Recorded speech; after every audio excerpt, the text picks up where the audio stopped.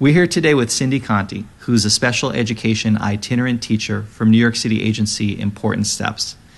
What a SEIT does, which is short for Special Education Itinerant Teacher, is provide extra support in a classroom environment for children who might need that support. It can be anything from behavioral support, where a child might need a little bit of physical break in between typical classroom moments, or it can be something more specific, helping a child with their speech, helping them communicate what it is that they want.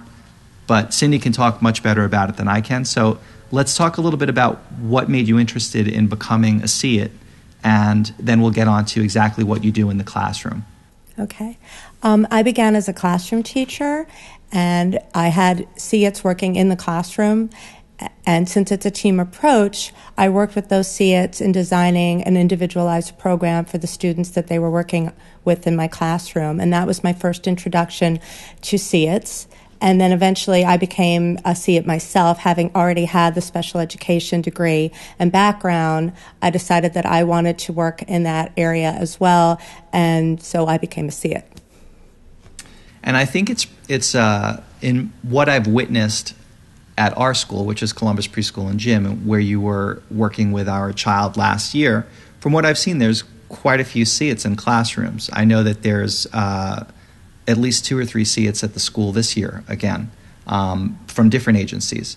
So how prevalent and how in demand are your services? Well, I think that there are situations where there are many children that could benefit from extra support in the general education classroom setting, and we want to give those children an opportunity to be in those classrooms. And so I think there are a lot of SEITs out there working in various schools in the city right now, different agencies that are, often working in the same classroom setting.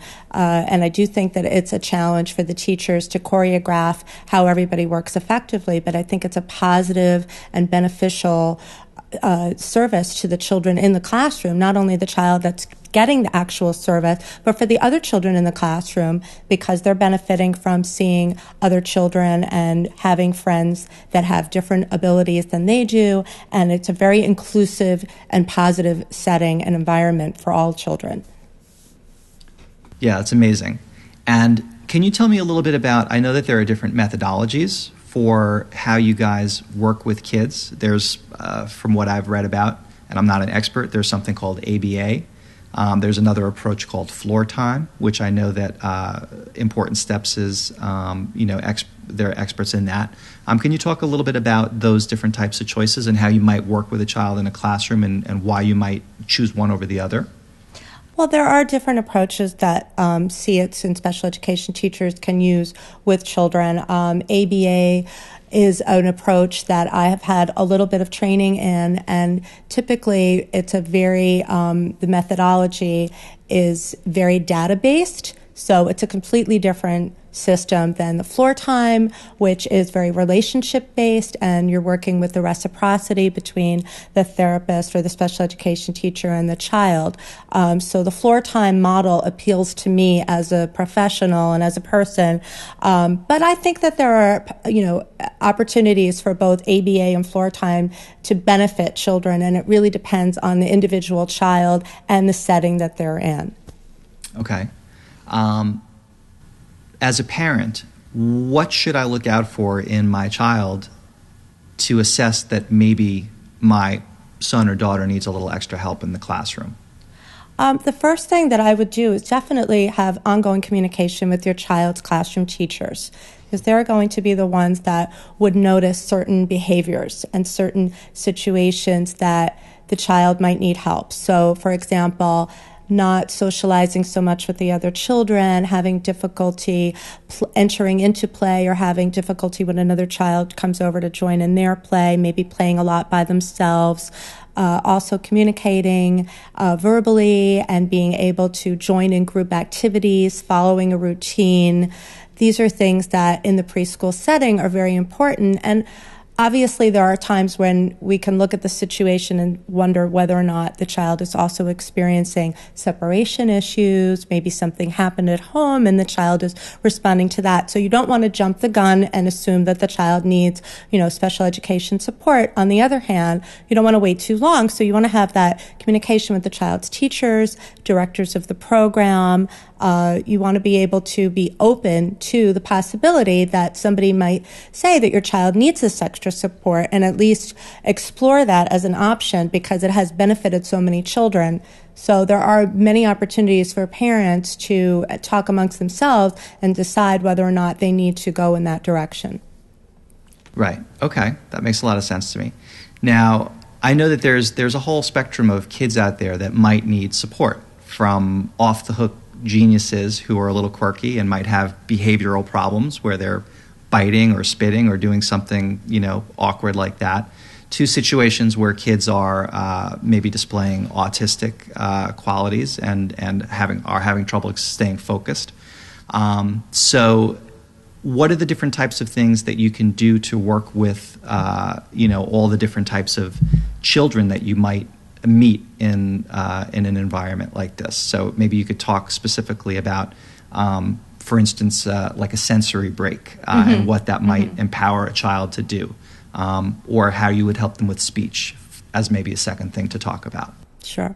Well, I think as a special education teacher, you really have to have a variety of strategies, tools, tricks of the trade, so to speak. So I learn not only from other teachers, but from occupational therapists, speech and language therapists, physical therapists, people that are in my field as known as related service providers. And one of the things that I've been working on for many, many years is for children with a different variety of challenging behaviors is the sensory piece, which could mean that a child needs a sensory break, which could mean doing some jumping or some movement games, having a snack, which could involve just a simple drink of water, some pretzels, some carrots, something to rev them up. Could also mean sensory-based activities such as water, sand, Play-Doh, things that you would find, materials that you would find in a preschool environment. But often some children need these tools, so to speak, or need these activities at specific times of the day. So you're basing it on your own observations, you're looking at patterns of behavior, you're looking at times of the day that the child might either lose focus, seem sort of sluggish or tired, or seem overly excited and overstimulated. So in working with your team, you're going to look at different possibilities of what you can try. And something as simple as taking a walk around the hallway or in the classroom, just having a few minutes to sit and listen to some music can be very calming for some children, and also could rev another child up using musical instruments. Any type of sensory experience can actually provide that type of sensory input that brings that child back into the moment where they can focus and be the most attentive to get what they need to get out of the classroom situation. Right. And then let's say, for instance, on the speech side, if they're having trouble with emotive speech or descriptive speech, how do you help facilitate that component? Well, I think one of the ways that I work is to work in a natural environment. So I do a lot of my work through play. So I model language through play. I take on the role of another character. I put on a costume. I use props. I'm very big into the props so that I can show a child what's supposed to happen in this scenario. So if we're playing doctor or if we're playing with babies, I can model how to play with the baby and the baby's crying. And I can give the child some ideas of what might happen next or what the next language piece would be for them. So by modeling the language and giving them a specific thing to say, it helps the child then work through that. So then when they're in a situation where they're playing with their friends, or maybe they're watching another child play, they can sort of enter in that play and have an idea, okay, this is what I'm supposed to do and say. So there are many different ways that I work within the communication piece, and I'm learning from the speech and language professionals that are working with that child as well. Right. Excellent. I know that you mentioned to me that some of the kids that you work with have actually been placed into the gifted and talented track in New York City. So I'm curious to know, when is enough, and when do you know that your job is done in the classroom? Well, it's really a great feeling to know when the children don't need money anymore. I'm always happy to be able to say to the parents and the teachers that this child is now ready to move on. Usually that's a team decision, though. Usually in working with parents, teachers, educational directors, related service providers, and this has been an ongoing process, you're all working together, and that's your end goal, that the child will now be able to function more independently. So many of my students have been able to go on into general education settings in both public and private schools. Some have been accepted into gifted and talented programs. Some have gone on to special education schools and have done quite well, and some have been eventually mainstreamed into general education classrooms. So it's really about the child meeting their goals, and for the adults in that team to understand when that happens and to allow for that process to happen. So it's really an ongoing assessment that you're doing in order to decide whether or not that child needs, a continuation of some type of services or not, or they can just go ahead and be in the next setting without that extra support. Right. Yeah. Well, and it's great to hear those kinds of stories from you. So I think we have a good idea of your work as a SEIT, and that's very helpful to know and to better understand. And one of the things that I was most excited about last year when we were talking, because it's such a New Yorker story, is that your grandfather took the very famous, iconic image of Marilyn Monroe at the edge of the subway platform with the skirt blowing up. I'm not wearing a skirt, but you get the idea. Everybody knows that image, and we were talking a little bit earlier that your grandfather took shots of Duke Ellington and all these other famous historical figures. Can you talk quickly about that? Sure. My grandfather, Sam Shaw, was a photographer, and he took, yes, the famous iconic picture of Marilyn Monroe over the subway grating in New York City. But he also, that was his most famous photograph. He also took many photographs of life, Americana, jazz photos, people on the street, famous people. And recently, Lori Carnoth worked with my family, the Shaw Family Archives, and created a book called Sam Shaw, A Personal Point of View.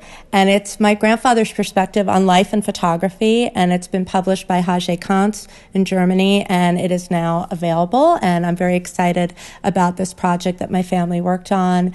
And it's just a really great legacy to have that for me and my family, and I'm very proud of my grandfather's work.